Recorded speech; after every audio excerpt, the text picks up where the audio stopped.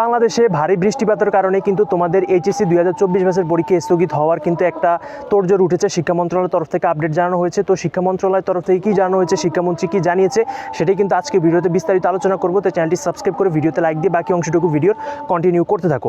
তো দেখো, সারা বাংলাদেশে কিন্তু ভারী বৃষ্টিপাত হচ্ছে গত কয়েকদিন ধরে, এবং আজকে থেকে শুরু করে আগামী প্রায় 5-6 দিন ভারী বৃষ্টিপাত হবে।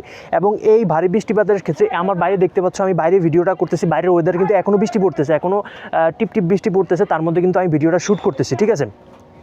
তো পরীক্ষা পেছানোর 99% একটা সম্ভাবনা রয়েছে। কেন সম্ভাবনা রয়েছে তোমরা ভিডিওতে দেখে থাকবা বিভিন্ন নিউজে, যমুনার যে পোলাপান ভিজা ভিজা হচ্ছে পরীক্ষা কেন্দ্রে যাইতেছে ঢাকার, এবং রাস্তাঘাট পুরো পানিতে ভরে গেছে। তো এর মধ্যে আসলে এইচএসসি পরীক্ষাটা কেন কন্টিনিউ করতেছে শিক্ষা মন্ত্রণালয় বা শিক্ষামন্ত্রী, আমার আসলে মাথায় কাজ করতেছে না।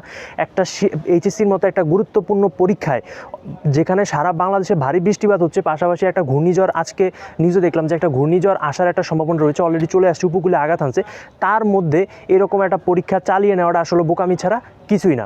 সো আজকে শিক্ষামন্ত্রী জানিয়েছেন যে তিনি এটা একটা আপডেট জানাবেন যে যাতে পরীক্ষা পেছানো হয় বা স্থগিত করা হবে কিনা, বা পরীক্ষা পেছানো হবে কিনা, দুই একটা পরীক্ষা আজকে তিনি জানিয়েছেন যে হয়তো বা পরীক্ষা পেছানো হওয়ার একটা সম্ভাবনা কিন্তু রয়েছে। কারণ হচ্ছে এর মধ্যে কিন্তু আসলে পরীক্ষা দেয়া যায় না, বা পরীক্ষার হলে শিক্ষার্থীরা যাবে যে, এটাই কিন্তু অনেক কষ্টসাধ্য হয়ে যাচ্ছে।